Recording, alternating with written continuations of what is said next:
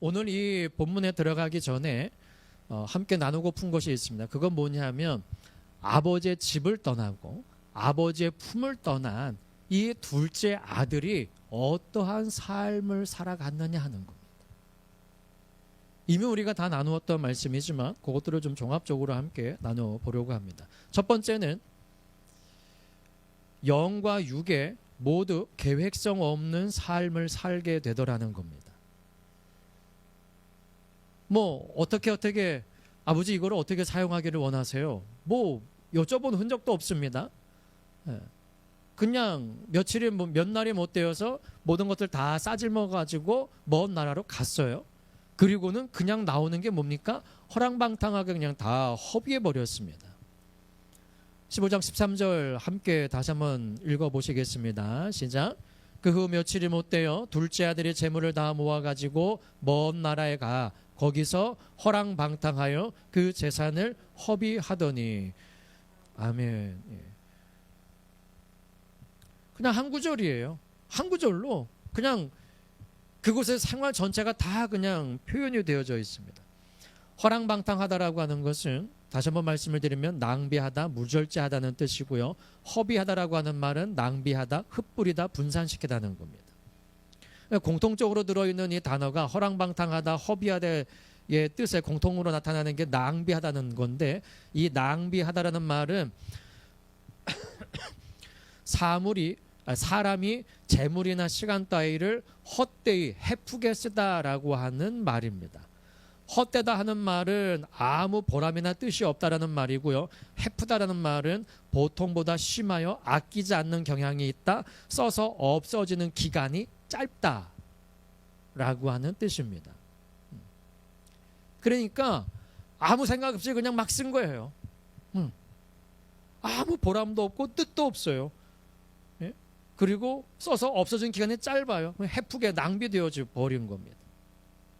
어디다가 써야 할지 어떻게 써야 할지 알지도 못하고 머뭇거리고 있는 사이에 물질도 시간도 건강도 하나님이 부어주시는 은혜도 능력도 은사도 다 사라지고 나서 그거 다 어디 갔지?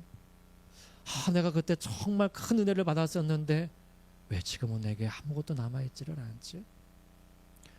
내가 건강할 때 뭐 했나? 저 학생을 보니까는 이제 막 고등학교 졸업하고 19살, 20살 나는 저 때 뭐 했지? 나는 저 때도 하나님 믿는다고 했었는데 나는 저 때 뭐 했지? 그 시절이 다 어디 갔나? 이렇게. 물론 그렇다고 해가지고 인생을 낭비하거나 허송세월 보내고 헛된 시간으로 보낸 것은 아니죠. 그래도 알차게 보낸다고 뜻이 있게 보낸다고 다 그렇게 계획성 있게 예배하고 삶 가운데도 열심을 내고 열심히 공부도 하고 일에도 열심을 내면서 지금까지 왔을 겁니다. 그런데도 뒤를 돌아보니 진짜 헛되구나.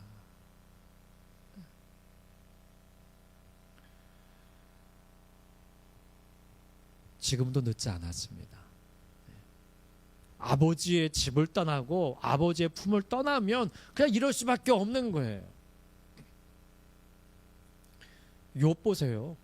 욥. 사탄이 말하잖아요. 아이고 하나님이 산울로 둘러주시니 그러죠. 그거 걷어보세요. 분명히 하나님 욕할 겁니다. 그래 해봐라 하고 하나님께서 허락하십니다. 단 그의 몸은 건드리지 말아라 라고 첫 번째 말씀을 하시죠. 그래서 그의 모든 재산을 다 치잖아요. 그 자녀까지도 다 칩니다. 근데 욥이 범죄하지 않죠. 하나님의 보호하심의 손길이 살짝 벗어난 거예요. 내가 요만큼만 너에게 허락을 해줄게 라고 하시면서 하나님의 보호하심의 손을 살짝 거두신 겁니다. 그러니까 여지없이 그 안에서는 사탄이 자기 마음대로 활동을 해요. 왜? 다 맡겨주셨잖아요. 하나님께서. 네 마음대로 해라. 단 그의 몸은 건드리지 말아라. 그러니까 그 안에서는 자기가 할 수 있는 대로 다 하는 거예요. 두 번째는 뭐합니까? 네 마음대로 해봐라. 단 그의 생명은 건드리지 말아라. 또 그것만 하나님께서 제지하시고 나머지는 다 풀어주세요. 그러니까 뭐합니까? 자기 마음대로 다 해요. 사탄이. 죽이는 것 빼고는요 다 합니다. 할 수 있는.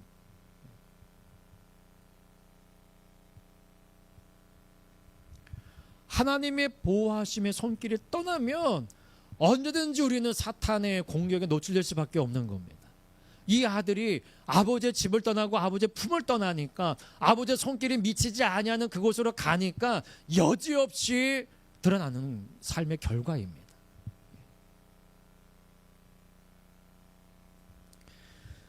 누가복음 12장 16절 이후에 보면 예수님께서 한 비유를 드시는데 한 부자의 비유입니다. 밭에 소출이 풍성해요.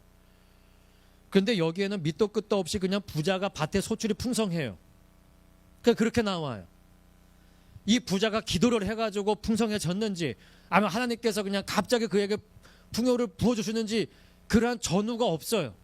그냥 한 부자가 있는데 밭에 소출이 풍성해요. 다시 말하면 기도에서 응답을 받아서 풍성해졌든지 하나님께서 그에게 부어주셔서 풍성해졌든지 그거는 상관없다는 거예요. 그게 중요한 게 아니라는 겁니다. 중요한 건 뭐냐? 그거를 어떻게 쓰냐는 겁니다.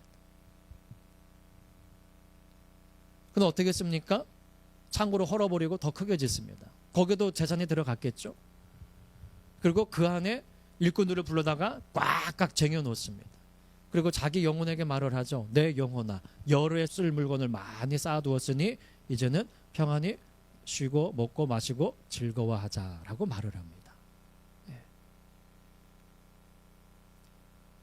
근데 자기는 모든 계획이 다 있어요. 그리고 그것이 참 좋은 생각이라고 여기고 있습니다. 근데 하나님께서 뭐라고 말씀을 하세요? 어리석은 자요라고 말씀을 하십니다. 어리석은 자요. 이 어리석다라고 하는 말은 이성 없는, 지각 없는, 숙고하지 않는, 무분별한, 어리석은 이러한 뜻을 가지고 있습니다. 그러니까 깊은 생각을 하지를 않아요. 아니, 하지 않는 게 아니라 하지 못해요. 육의 생각은 잘하는데 영적 생각을 하지를 못한다는 겁니다. 다시 말해 영혼을 준비하는 삶을 살지 못하고 있다는 것입니다. 그 나라와 그분의 의를 나타내는 삶을 계획하지 못한다는 겁니다. 그리고 무분별해요. 자기는 정말 그것이 참 지혜라고 생각을 했는데 하나님 보시기에는 어리석은 거예요. 무가치한 거예요. 숙고하지 않는 거, 이성이 없는 생각이라는 겁니다. 그런데 이 시대 가운데도 그렇게 사는 사람들이 있대요. 어떤 자들이요? 누가복음 12장 21절에 보니까 자기를 위하여 재물을 쌓아두고 하나님께 대하여 부요치 못한 자가 이와 같으니라 라고 말씀을 하십니다. 자기를 위하여 재물을 쌓아두고 하나님께 대하여 부요치 못한 자. 먼저 말씀드렸죠. 아버지가 아들들에게 각각 그 살림을 나누어 줬다라고 했을 때 그 살림이라고 하는 단어 안에는 삶, 생애 기간이라고 하는 의미가 포함되어져 있다고요. 아니, 포함되어져 있는 것이 아니라 그게 원뜻이에요. 그 뜻 이후에 살림, 그 재산이라고 하는 뜻이 포함이 되어진 겁니다. 그러니까 하나님께서 우리에게 무엇인가를 주셨을 때에는 물질만 주시고 건강을 주신 게 아니라 아버지의 마음을 주시고 아버지의 삶을 주시고 예수 그리스도의 생명을 함께 주셨다는 거예요. 그러니까 하나님께서 주신 선물을 내가 무가치하게 무분별하게 숙고하지 않고 무분별하게 지각 없이 이성 없이 어리석게 그것을 사용하게 되어지면 우리도 이렇게 된다는 겁니다. 나를 위하여. 계시록 3장 17장에도 그러죠. 나는 부자라 부유하여 부족한 것이 없다. 하나님 안에 있으면서 그 풍요를 누리고 있으면서 그렇게 말을 하는데 하나님께서 보실 때에는 너 헐벗었어. 너 아무것도 못 먹고 빼짝 굶고 있어. 너 옷도 안 걸치고 있어. 창피하지도 않냐? 눈도 못 보는데 이렇게 말씀을 하십니다. 그게 하나님 안에서 부요치 못한 거예요. 자기 자신은 부유하다라고 생각을 하는데 자기를 위하는 재물을 쌓아두고 하나님께 대하여 부요치 못한. 여러분들 이게 부유하다라는 생각을 이렇게 말을 들으면 자꾸 우리는 물질에만 생각을 합니다. 돈. 근데 부요, 풍요 이거는요 돈만의 문제가 아니에요. 돈이 없어도 여러분 행복할 때가 있었잖아요. 아니셨나 봐요. 뭐 예전에 결혼했다는 얘기 들어보면 뭐 숟가락 2개만 가지고 결혼을 했는데도 행복하고 그렇죠? 성경에도 나오잖아요. 매일 고기를 먹으면서 맨날 싸우는 것보다는 여간 채소를 먹으면 행복한 게 낫다. 화목한 게 낫다. 그러니까 삶의 풍요로움이 돈만의 문제가 아니에요. 고기를 먹어도 한 끼고요. 풀떼기 먹어도 한 끼예요. 뭘 먹으나 배부른 건 마찬가지예요. 뭐 먹었으면요 뒤로 나오는 건 마찬가지예요. 오늘 먹었다고 내일 안 먹어도 되나요? 고기 먹으면 일주일 동안 밥 안 먹어도 든든합니까? 아니요. 오늘 고기 먹어도 내일 또 먹어야 돼요. 그거는 잠깐의 만족일 뿐이죠. 그걸 위해서 애쓰지 말라는 거예요. 입으로 들어가서 뒤로 나오는 게 뭐가 중요하냐? 입으로 들어갔다가 입으로 나오는 게 중요하다. 뭐, 토하는 거 더러워. 그게 아니잖아요. 자꾸 이렇게 우리의 생각이 이 육신적인 것, 삶 가운데 이렇게 매여져 있기 때문에 자꾸 하나님의 말씀을 듣고 생각을 할 때에도 이 세상 굴레에서 벗어나지를 못하는 거예요. 그러니까 예수님께서도 그러시죠. 유대인들에게. 내가 땅의 것을 너에게 말하도 믿지도 못하고 알아듣지도 못하는데 하늘의 것을 너에게 말하면 너희가 어떻게 알아듣겠냐. 그런데도 여전히 귀 있는 자들이 있기 때문에 주님은 어디서든지 선포하면 다 내십니다. 주님을 거부하면은요 거기 들어가지 않으세요.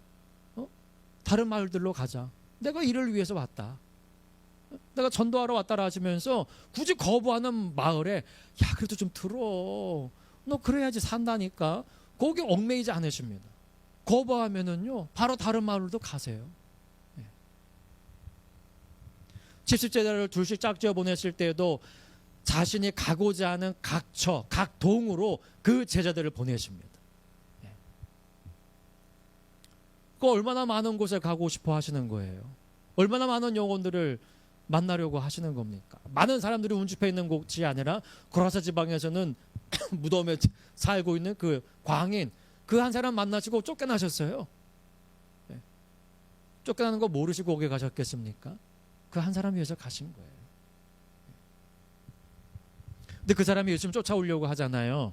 그때 예수님께서 거기서 증거하라고 하셨죠. 그리고 거기에 놔두고 오십니다. 다시 말하면 거기에 교회 세우라는 거예요.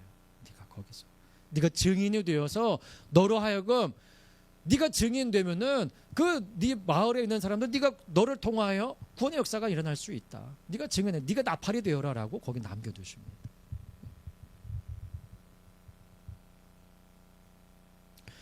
그러면 가장 좋은 방법은 뭘까요? 잠언서 11장 24절에 보니까 흩어 구제하여도 더 구하게 되는 일이 있나니 과도히 아껴도 가난하게 될 뿐이라. 이 말씀 있죠. 제가 이게 쉬운 말 성경으로 읽어드리겠습니다. 남에게 거저 나누어 주는데도 더 부유해지는 사람이 있는 반면 지나치게 움켜쥐고 아끼는데도 오히려 가난해지는 사람이 있다. 남에게 베풀기를 좋아하는 사람은 더욱 살림이 불어나고 이웃에게 기꺼이 마실 물을 주는 사람은 자기 자신도 목마르지 않게 된다. 곡식을 자기 창고에 가득 쌓아놓기만 하는 사람은 백성들에게 저주를 받지만 창고를 활짝 열고 곡식을 기꺼이 내다 파는 사람은 복을 받는다. 뭐 하라는 건가요? 나누라는 거죠. 예. 움켜쥐지 말고 베풀라는 겁니다. 다른 사람에게 유익을 위해서 사용하라는 거예요. 교회 유익을 위해서 사용하라는 겁니다. 선한 일을 위해서 힘쓰라는 겁니다. 이것이 어쩌면 무계획인 것 같은데 결과적으로 보면 가장 훌륭한 계획이라는 거예요. 계획 없이 그냥 무분별하게. 담임 목사님도 그러셨다잖아요. 좋은 옷 입고 갔는데 오실 때 보면 허름한 옷만 입고 오시는. 그래 누가 비싼 옷 사드리고 싶으시겠어요? 내가 사드리면 이것도 누구의 손행가는 갈 텐데.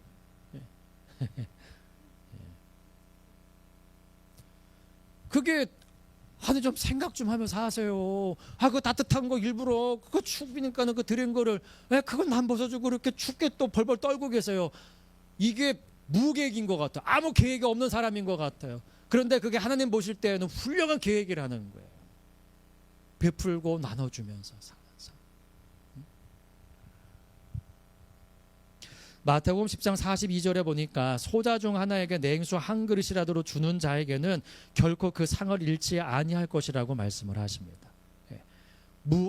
나눠주고 베풀고 다른 사람의 유익을 위해서 사는 삶은 무계획인 삶인 것 같은데 하나님 보시기에는 가장 계획적인 삶, 가장 훌륭한 계획적인 삶이라는 것입니다.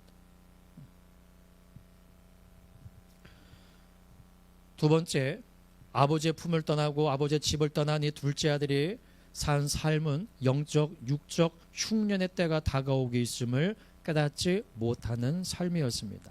14절 말씀에 보니까 다 없이 한 후 그 나라에 크게 흉년이 들어 저가 비로소 궁핍한지라 라고 말합니다. 이 비로소라고 하는 말이 처음이에요. 처음. 이제 시작인 겁니다. 이제 흉년이 시작된 게 아니라 큰 흉년이 자기에게 온 거예요. 그러니까 이미 흉년은 시작된 거예요. 그런데 돈이 떨어지니까 그제서야 자기 자신은 흉년이 시작이 되었다는 말입니다. 둘째 아들이 소유가 넉넉했을 때는요, 자신에게 다가오고 있는 이 흉년의 때를 깨닫지 못하고 대비하는 삶을 살지를 못했습니다. 잠언서 6장 9절 이후에 보니까 게으른 자여 내가 어느 때까지 눕겠느냐, 내가 어느 때에 잠이 깨어 일어나겠느냐, 좀 더 자자, 좀 더 졸자, 손을 모으고 좀 더 눕자 하면 내 빈궁이 강도같이 오며 내 곰핍이 군사같이 이르리라. 강도같이 알지 못한 자 갑자기 나타나고 곰핍이 군사같이 작은 숫자가 아니라 뭐 감당하지 못할 정도로 온다는 거예요. 어떤 자에게? 게으른 자에게. 그러니까 깨닫지 못하는 거죠. 네. 마태복음 26장에 보면 예수님께서 베드로가 부인할 것을 말씀하시는 장면이 있습니다. 거기에 이제 제자들과 함께 감난산으로 올라가시는데요. 그 자리에서 주님께서 말씀을 하세요. 제자들에게 오늘 밤에 너희가 다 나를 버리리라. 기록된 바 내가 목자를 치리니 양의 떼가 흩어지리라 하였느니라 라고 말씀을 하십니다. 그때 베드로가 이렇게 말을 해요. 다 주를 버릴지라도 나는 언제든지 버리지 않겠나이다. 그러자 예수님께서 베드로를 콕 집어 말씀하십니다. 오늘 밤에 너희가 다 나를 버리리라 라고 하신 말씀은 모든 제자에게 동일하게 11제자에게 다 하신 말씀이에요. 가룟 유다는 그 자리에 없었으니까, 유다는. 근데 베드로가 딱 앞장서 가지고 또 얘기하는 거죠. 다 주를 버릴지라도, 얘네 10명이요 다 주를 버리고 도망치더라도요 저는 언제든지 버리지 않겠습니다 라고 했더니 베드로 콕 집어 말씀하십니다. 오늘 밤 닭 울기 전에 내가 3번 나를 부인하리라. 그러면은 도대체 나한테 왜 그러시는 거지? 라는 생각을 했는데 또 뭐라고 그러냐면은 내가 주와 함께 죽을지언정 주를 부인하지 않겠나이다 라고 말을 합니다. 그러니까 그 고백 가운데 모든 제자들도 그와 같이 똑같이 말을 해요. 아, 우리도요 라고 하는 거죠. 자기 자신의 능력과 지금까지의 경험, 내가 가지고 있는 어떤 뭐 칼을 놔주는 기술 뭐 이런 것 가지고 얼마든지 이겨나갈 수 있다는 어떤 자만심이 이에게 좀 들어있는 겁니다. 주님의 말씀은 자기 자신과 상관없다라고 생각하는 거예요. 베드로도 다른 제자들도 그 환난의 때를 준비하지 못했습니다. 아니, 그런 일이 일어날 줄 꿈에도 모르는 겁니다.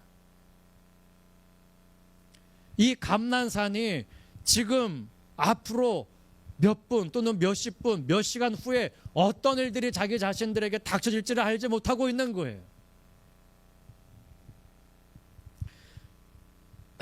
아홉 명의 제자는 밑에 남겨두고 베드로와 야고보와 요한 3명의 제자만 데리시고 올라가시잖아요. 그러면 여러분들이 이 로마 군병들이 오는 걸 누가 먼저 봤을까요? 산 밑에 있었던 9명의 제자들이 먼저 봤겠죠.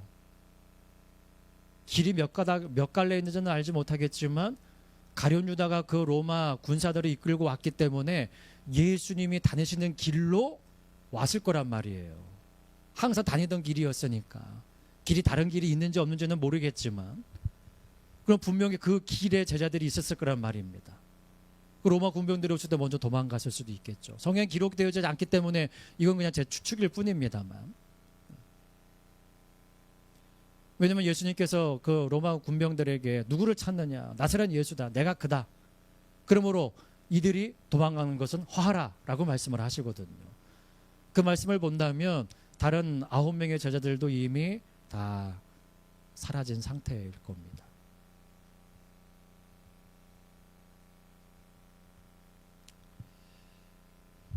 그 일이 자기 자신에게 닥쳐질지를 꿈에도 모르고 있는 거예요.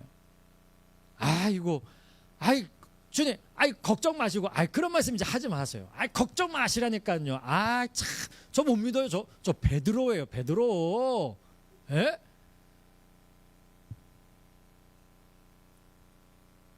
그런데요, 누가복음 22장 54절 이후 보니까 예수님께서 잡히셨을 때에 대제사장 집으로 이제 끌려가시는데 베드로가 멀찍이 따라갑니다. 그리고 많은 사람들이 뜰 가운데서 불을 피우고 함께 그 자리에 앉아 있어요. 그런데 베드로도 그 가운데 앉아 있습니다. 그때 한 비자가 묻는 거예요. 너도 갈릴리 사람 예수와 함께 있었도다. 그랬더니 부인하여 알지 못한다고 말합니다. 그 자리를 옮겼어요. 그러니까 또 다른 사람이 또 말합니다. 이 사람은 나사렛 예수와 함께 있었다라고 말을 해요. 그러니까는 맹세하고 또 부인합니다. 그리고 또 모른다고 그래요. 조금 후에 곁에 섰던 사람들이 또 말을 해요. 네 말소리가 너를 표명한다. 너 그 당이다. 라고 했더니 저주하며 맹세하고 그 사람을 알지 못한다라고 말을 합니다. 주님 부인했어요.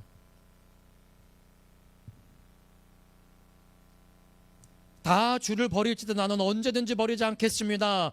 내가 주와 함께 죽을지언정 주를 부인하지 않겠습니다라고 말을 했는데 주님 말씀하신 대로 다 굴기 전에 3번 모른다고 부인했습니다. 여러분들 이게 예수님께서 예언하셨기 때문에 베드로는 안 그러려고 했는데 그렇게 되어졌을까요? 그거 아니죠. 베드로는 예수님의 경고를 들었어요. 그런데 대비하지 않았습니다. 그리고 마지막 기도의 자리에서도 3명의 제자들에게 말씀하셨어요. 시험에 들지 않게 깨어있어 기도하라. 그러나 그들은 그 말씀이 무슨 의미인지조차도 알지를 못했습니다. 우리도 내 자신이 깨어있지 못하면 말씀을 들어도 흘려듣고 경고를 들어도 나와 상관없는 이야기로 듣고 책망의 말씀을 들어도 다른 사람들한테만 적용을 시키려고 하지 내 자신을 바라보려고 하는 마음은 우리 가운데 적을 때가 있습니다. 나 자신은 이만큼이면 훌륭한 사람이고 훌륭한 믿음의 사람이라고 자만하는 경우들도 있습니다. 환난이 우리에게 다가오고 있음에도 알지 못하고 준비하거나 대비하지 못하는 삶. 미래를 볼 수 있다면 준비하겠죠. 알지 못하니까. 누가복음 12장 44절에 주님께서 하시는 비유 가운데 주인이 그 모든 소유를 그 종에게 맡기고 떠났습니다. 그랬더니 이 종이 마음에 이렇게 생각을 해요. 주인이 더디오리라. 그러니까는 삶이 어떻게 됩니까? 노비를 때리며 먹고 마시고 취하게 됩니다. 그런데 생각지 않은 날 알지 못하는 시간에 주인이 왔어요. 그리고 엄히 때리고 신실치 아니한 자의 받는 율에 처해버립니다. 마음이 둔해지면 모르는 겁니다. 마음이 둔해지면. 아버지의 집을 떠나고 아버지의 품을 떠난 사람은 미래를 대비하는 삶을 환난의 때가 흉년의 때가 자기에게 자기의 가정 가운데 사업 가운데 이 마음도 알지 못하고 지금이 좋사오니 이런 상태로 머물러 있게 될 수가 있다는 겁니다. 그러하지 아니하고 환난의 때를 대비하고 준비하는 삶. 그러나 주님의 말씀이 함께 있는 자리 가운데 함께 있게 되어지면은요, 70제자를 파송을 하실 때에 전대도 주머니나 지팡이나 신발이나 여벌 옷이나 가지지 말라고 하셨어요. 그런데 그 보고를 받으실 때에 너에게 부족함이 있었더냐라고 질문을 하시니까 그 사람들이 대답하는 말, 아니요, 없었습니다 라고 하는 말이었습니다. 무엇이 있어야만이 아니라 없어도, 그래서 주님 말씀하신 것처럼 사람의 떡으로만 살 것이 아니라 하나님의 입에서 나오는 모든 말씀으로 살 것이니라. 말씀만 먹으면 그냥 배가 불러와가지고 죽지 않고 살 수 있다는 말이 아니라 하나님께서 먹이시고 입히시기 때문에 부족함이 없을 것이라고 하시는 말씀입니다. 이거는 체험을 해야만 할 수 있는 거죠. 여전히 집에 돌아가면 먹을 것이 풍족한데 없어도 할 수 있습니다. 아이고 주님, 안 주셔도 괜찮아요. 안 먹어도 돼요. 근데 집에 가면 먹어요. 그러한 것이 아니라 정말 주님 없이는 못 삽니다 라고 하는 고백. 그것을 위해서 하나님께서는 환난의 때를 우리에게 허락을 하시는 거죠. 그 가운데서도 믿음을 잃지 아니하고 하나님을 더 강하게 붙드는 저와 여러분들 될 수 있기를 소망합니다. 세 번째, 아버지의 집을 떠나고 아버지의 품을 떠나고 아버지의 손길을 떠난 이 둘째 아들이 어떠한 삶을 사는가? 그 어려움이 닥쳐졌는데 그 흉내 때가 다가왔는데도 자신의 힘으로 극복해 나가려고 했다는 겁니다. 누가복음 15장 15절에 보니까 그 나라 백성 중 하나에게 붙여 사니 그래요. 붙여 삽니다. 그들과 하나가 되어진 거예요. 그들과 하나. 내가 살기 위해서 하나님 믿는 내가 세상 사람들과 하나가 되어져서 어우러져 살아가고 있다는 겁니다. 마가복음 5장 25절 이후에 보면 12에 12년 동안 혈루증을 앓던 여인이 등장을 합니다. 근데 이 여인은 예수님 만나기 전에 어떠한 일을 했습니까? 많은 의인에게 많은 괴로움을 받았고 있던 것도 다 허비하였으되 아무 효용도 없고 도리어 더 중하여졌던 차에 그럽니다. 자신의 힘으로 무엇인가 자신에게 있는 것을 가지고 낳기 위해서 다 해봤다는 거예요. 그래서 낳기는커녕 다 허비해버렸습니다. 그리고 병은 점점 더 중해지는 거예요. 그랬던 차에 예수님에 대한 소문을 듣고 무리 가운데 섞여서 그 옷자락에만 손을 대어도 내가 낫겠다는 마음으로 손을 댔고 낫습니다. 하나님 없으면 자기 자신의 힘으로 무엇인가를 자꾸 극복해내려고 하는 일들이 벌어지게 된다는 것입니다. 요나서 1장에 보세요. 그 요나가 하나님께서 어디로 가라고 하셨습니까? 느니웨로 가라고 하셨어요. 근데 가고 싶은 마음이 없었어요. 그래서 어디로 가려고 했습니까? 다시스로 가려고 했어요. 근데 나루토에 나갔더니 다시스로 가는 배가 있어요. 얼른 탔습니다. 그리고 밑으로 내려가서 잤어요. 근데 뭐 하느냐? 여호와께서 대풍을 대작하게 하여 배가 거의 깨어지게 된지라. 사공이 두려워하여 각각 자기의 신을 부르고 또 배를 가볍게 하려고 그 가운데 물건을 바다에 던지더라. 근데 요나는 배 밑층에 내려가서 누워 깊이 잠이 들었습니다. 선장이 거기서 깨우면서 말을 해요. 너도 너의 신의 이름을 부르면서 기도해라. 네가 믿는 신으로 말미암아 우리가 방황케 될 줄 어떻게 아느냐. 그런데 바다가 점점 흉흉합니다. 그래서 무리가 이거 어떻게 해야 되냐? 이 제비 뽑아보자. 누구 때문에 그러는지. 그래서 제비 뽑았더니 요나가 당첨이 됐어요. 뭔 일이야? 이실직고 했더니 이제 다 얘기를 하는 겁니다. 그럼 우리가 어떻게 해야지 바다가 잔잔할까? 나를 바다에 던지시오. 그래도 이거 사람이 그래도 그러면 되나? 그리고 또 이들이 뭐 하느냐? 사람들이 힘써 노를 저 배를 육지에 돌리고자 하다가 바다가 그들을 향하여 점점 더 흉흉하여 능히 못한지라.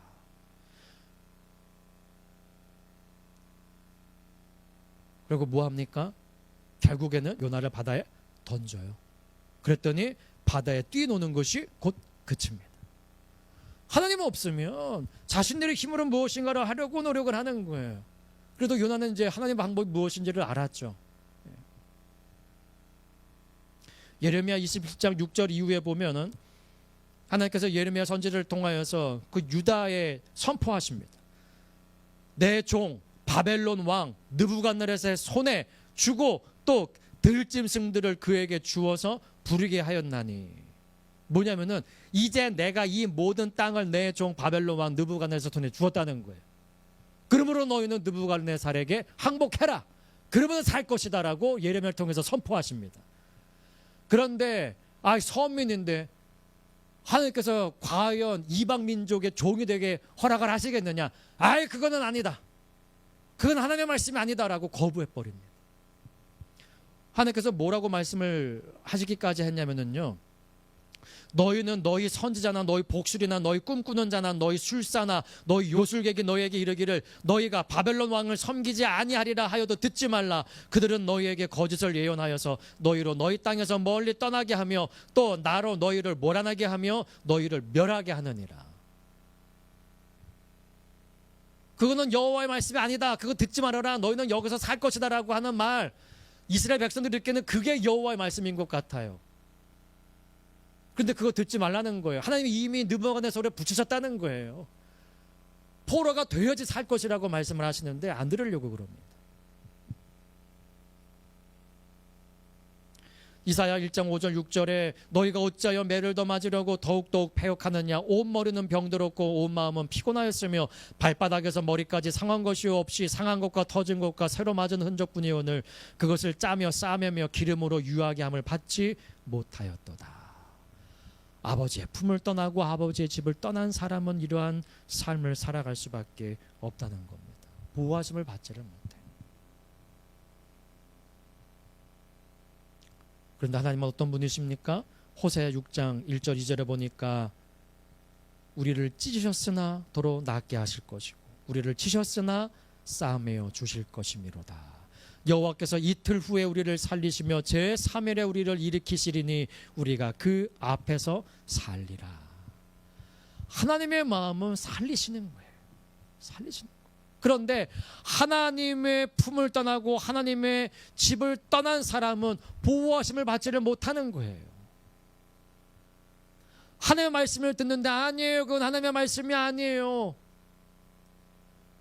여호수아가 이끌었던 이스라엘 백성들이 그러죠.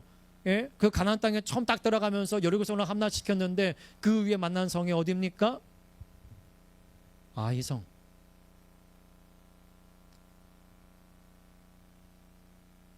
거기서 실패하잖아요. 왜요? 기도하지 않아서. 생각대로 움직이니까. 그 이후에 그들이 범죄함을 알았어요. 그러니까 뭐 합니까? 올라가지 말라고 하는데 아니에요 이제 올라갈 거예요. 아니에요 여호와가 너희와 함께 하지 않는다니까 아니에요 우리 올라갈 거예요 라고 또 올라가요. 아니 뒤늦게라도 깨달았으면 하나님 말씀 들어야죠. 또 굳이 자기 마음대로 이렇게만 하나님께서 기뻐하실 거야. 이래도 내가 돌이킬 거야. 올라가지 말라고 했을 때는 안 올라가고 아니 올라가라고 했을 때는 안 올라가고 올라가지 말라고 했을 때는 올라가고. 하나님의 품을 떠나고 하나님의 집을 떠나는 사람은 그러한 삶을 살아갈 수밖에 없다는 거예요. 하나님 명령하시는데 아니라는 그것보다 이렇게 하는 게 하나님 더 기뻐하시는 거잖아요. 자기 마음대로 하는 거예요. 하나님의 뜻과는 상관없이. 나는 이렇게 예배하는 자를 찾는다? 아니에요 하나님. 하나님은 돈 좋아하시잖아요. 예? 헌금 내라면서요. 하나님 거 도둑질하지 말라면서요. 11조와 헌물 그거 많이 드릴게요. 그러니까 예배 한번 빠지는 거 괜찮아. 눈 딱 감아주실 수 있잖아요. 헌금 많이 드린다니까요. 아이고 걱정하지 마세요. 우리 교회에서 제가 헌금 제일 많이 드릴 테니까 주일 빠지는 거 눈 딱 감아주세요. 하나님의 말씀이 아니라 자기 방법, 자기 생각대로. 그건 하나님 원하시는 방법이 아닙니다. 하나님 말씀대로 살아가는 거 쉬운 건 아닙니다. 그런데 우리가 모든 걸 다 직행할 수는 없습니다. 그러나 어느 한 부분에 예를 들어서 5가지 일을 들었어요. 근데 물론 5가지 다 부딪히겠죠. 근데 그 중에서 막 심장이 막 덜컥 내려앉는 것 같고, 그게 막 가슴에 막 요동치고, 내가 이거 안 지키면 내가 큰일 날 것 같다라는 어떤 그런 마음이 있을 때 그거 하나 딱 붙잡는 거예요. 다른 4가지 말고 그거 하나 딱 붙잡고 그걸 살아내는 겁니다. 그때 하나님께서 역사하시는 거예요. 4번째, 아버지의 품을 떠나고 아버지의 손길을 떠나니 아들이 영적, 육적으로 굶주림을 겪게 됩니다. 이사야 55장 2절에 보니까 너희가 어찌하여 양식 아닌 것을 위하여 은을 달아주며 배부르게 못할 것을 위하여 수고하느냐. 나를 청종하라. 그러면 너희가 좋은 것을 먹을 것이며 너희 마음이 기름진 것으로 즐거움을 얻으리라. 또 아모스 8장 11절에 보면은 물이 없어 가람이 아니요 말씀을 듣지 못한 기갈. 그러니까는 우리가 먹고 마시는 것이 하나님 안에 있는 겁니다. 근데 이 아들은 아버지의 집을 떠나 다른 곳에서 먹을 것을 구하고 있는 거예요. 그러니까 얻지 못하는 거죠. 아버지의 집에 있는 것을 다른 곳에 가서 구하니 그거를 얻을 수가 없죠. 그래서 이렇게 살던 이 아들이 흉년이라고 하는 환난을 통해서 마음이 바뀌어졌어요. 그래서 어떻게 됩니까? 오늘 보면 17절 다시 한번 읽어봅니다. 시작. 이에 스스로 돌이켜 가로되 내 아버지에게는 양식이 풍족한 품꾼이 얼마나 많은고 나는 여기서 주려 죽는구나. 아멘. 자, 이에 스스로 돌이킵니다. 이 흉년의 환난을 통해서 마음이 돌이켜졌어요. 이 스스로 돌이키다라고 하는 말은 문자 그대로 보면은 자신에게로 돌아왔다는 겁니다. 이 돌이키다라고 하는 것이 오다라고 하는 말이에요. 그러니까 스스로 왔어요. 나에게로 온 거예요. 이 다른 말로 표현을 하면은 본래의 자신에게로 돌아오다는 겁니다. 더 쉽게 말씀드리면 정신 차린 거예요. 아, 내가 왜 여기 있지? 나는 아버지 집에 있어야 될 자인데 내가 왜 여기 이러고 있는 거야? 나 여기 있으면 죽겠는데 아버지 집에 가야지. 제 정신 차렸다는 겁니다. 이게 스스로 돌이킨 겁니다. 자기 자신에게로 돌아온 거예요. 본래의 자기 상태로. 그런데 20절 말씀, 사실 오늘 본문이 20절 초반까지거든요. 자, 20절 말씀 보시면 이에 일어나서 아버지께로 돌아가니라 라고 합니다. 이 아버지께로 돌아가니라 라고 하는 이 돌아가다라는 말이 17절에 나와 있는 돌이켜와 동일한 단어입니다. 17절에서는 스스로에게 돌아간 거예요. 본래의 자기 자신이 있어야 할 자리를 안 겁니다. 그리고 20절에서 아버지께로 돌아간다라고 하는 것은, 돌아가니라라고 하는 것은 아버지가 있는 곳으로 간 거예요. 이제 아버지께로 돌아왔다는 겁니다. 본래 있어야 할 아버지에게로 돌아갔다는 거예요. 이게 아버지께로 돌아가니라 하는 겁니다. 그러니까 우리의 회복은 깨닫는 것으로부터 회복이 되어지는 겁니다. 근데 이 깨닫는 것이 그냥 깨달아지는 게 아니에요. 베드로 보세요. 언제 통회했습니까?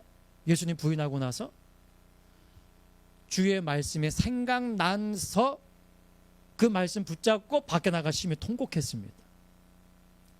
깨달아지는 건 그냥 되는 게 아니에요.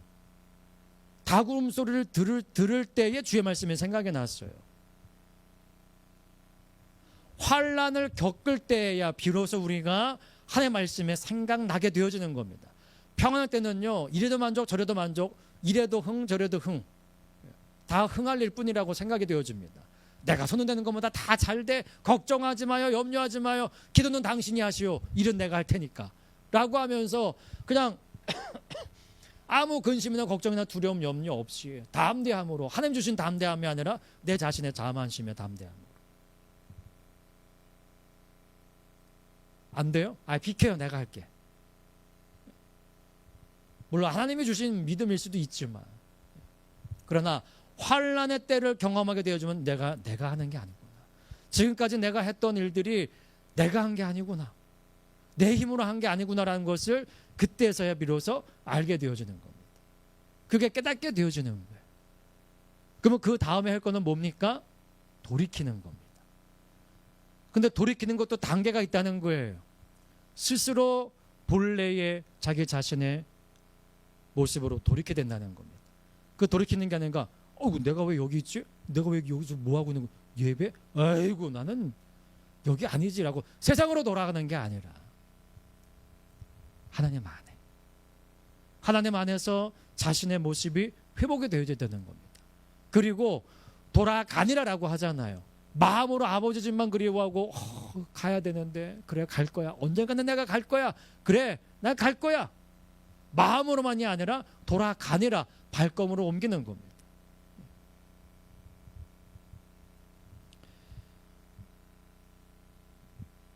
그러니까 이 아들이 먼 나라로 가서 아버지가 주신 재산을 허랑방탕 다 써버리고 그 가운데 흉년의 때를 경험을 하고 어떻게든 자기 자신의 힘으로 한번 살아내려고 그 나라 사람에 붙어가지고 하지 말아야 될 일들까지도 해보는 것이 결과적으로는 그 둘째 아들에게는 유익이 되어진 거예요. 이에 스스로 돌이켜라고 하잖아요. 그래서 환난이 우리에게 유익이 되어지는 겁니다. 하나님의 사랑하시는 자녀들을 책짓질 하신다라는 말씀을 하십니다. 그 책짓질이 뭔가요? 징계하시는 거죠. 징계. 지금까지 많이 맞으셨습니까? 요즘 청소년들 보세요. 여러분들 집에서 그런 분은 한 분만 계시는군요. 집에서 보시는 여러분들 자녀들의 모습이 다라고 생각하지 마세요. 밖에 나가면은 전혀 다른 모습을 보게 되어집니다. 코로나 터지면서 이제 집합 금지되면서 학교 못 가게 됐잖아요. 집집마다 난리가 났었대요. 왜냐하면 아니 얘가 이런 애가 아니었는데 애가 왜 갑자기 이렇게 된 거야? 아니 말도 잘 듣고 그러더니 얘가 왜 이래? 집에서는 안 그랬던 거예요. 밖에 나가면 그랬던 거죠. 근데 밖에 못 나가잖아요. 그러니까 집에서 나타나는 거예요. 그 현상이. 똑같습니다.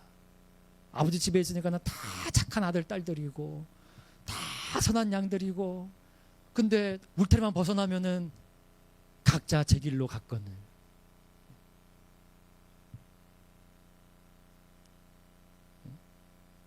보면서 저거 네 집 양이야. 저거 네 집 양이야 저거. 사람들이 그러면서 저 보라선 교회 다닌다며? 이게 아니라 아니 저분 보라선 교회 다닌다며? 이래야지. 저거 보라선 교회 다닌다며? 이런 말 들으면 안 되잖아요. 예. 하나님 안에 있는 것이, 어려움을 당하더라도 하나님 안에 있는 것이 복입니다. 예. 그게 참 복입니다. 울어도 하나님 안에서 울고. 그래서 우리 그러잖아요. 졸더라도 교회 와서 졸으라고. 물론 교회 오면 예배 드려야 되지만 예? 그렇게라도 교회 오라는 거죠. 예. 근데 여러분들 그거 필요합니다. 여러분들 그 김유신 장군인가요?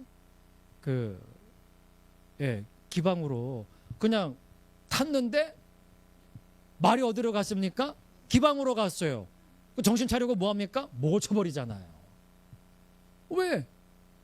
우리 주인은 이때쯤 되면은 항상 여기 가. 뭐 말이 뭘 알아듣고 글로 가겠습니까? 얼마나 거기를 번질나게 다녔으면 저절로 거기로 가겠어요. 졸아도 교회 와서 졸면은요 발걸음이 저절로 옮겨지게 되는 겁니다. 예. 그러면요 여기서 졸다가 듣다가 예. 그래도요 남는 거 한 가지는 있어요. 예? 하다못해 재밌는 얘기 하나 들어가지고 그 단어만 생각이 나도요. 예? 다음에 오늘은 또 뭔 재밌는 얘기 할까? 피곤해도 한번 가서 또 들어봐야지, 또 뭔 재밌는 얘기 하는지. 그러다가 하나하나 말씀 들어가는 겁니다. 그러니까 어쩌든지 그냥 교회만 오세요. 예. 필요한 분 계시면 이불 갖다 드릴 테니까 오세요. 예. 오셔서 예배 드리세요. 오셔서. 함께 참 이 누가복음 15장 이 11절 이후에 있는 이 본문이 참 받아봐도 은혜가 되어지고 봐도 재미도 있고 읽을 때마다 새롭고 들을 때마다 새롭고 참 그렇습니다. 하나님께서 우리를 보실 때에도 봐도 좋고 볼 때마다 새롭고 볼 때마다 사랑스럽고 그러한 존재되는 줄 믿습니다. 그러므로 다른 아버지 집을 사모하시면서 어렵고 힘들어도 아버지 집을 그리워하면서 아버지가 치실 때는 치시는 게 다가 아니라 싸매어 주실 것을 기대하시고, 왜? 그 안에서 살게 하시기 위해서 우리를 치시는 거라고 하잖아요. 찢으셨으나 싸매 주신다고 하시잖아요. 그게 하나님을 기억을 하고 하나님을 향하여 더 달려갈 수 있는 저와 여러분들 될 수 있기를 예수님으로 축복합니다.